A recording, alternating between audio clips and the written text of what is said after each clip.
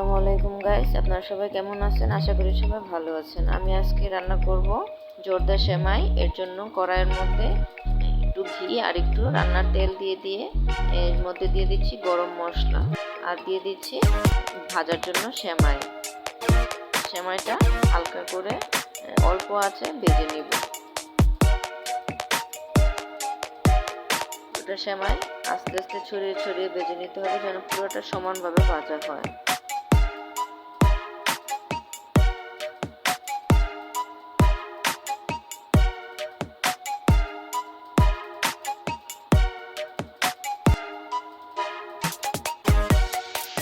আস্তে আস্তে করে সেমাইটা ভেজে নিচ্ছি।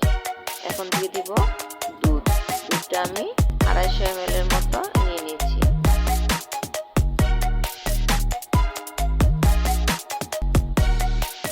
দিয়ে দিচ্ছি 1 কাপ নারকেল কোরানো,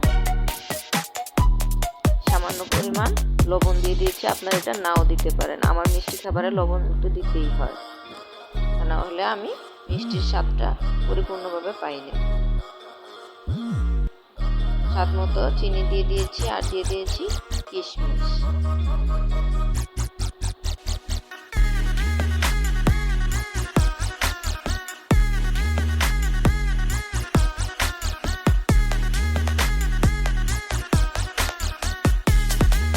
আস্তে আস্তে নাড়তে নাড়তে আমার সেমাইটা হয়ে যাবে।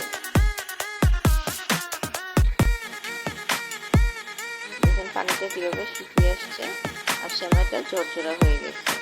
আরো ঝরঝরা হয়ে যাবে যখন সেমাইটা ঠান্ডা হয়ে যাবে। সেমাইটা নামিয়ে নিচ্ছি। আমার সেমাইটা রেডি হয়ে গেছে। আমার সেমাইটা কেমন হয়েছে জানাবেন।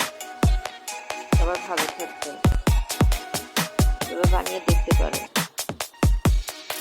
আসসালামু আলাইকুম।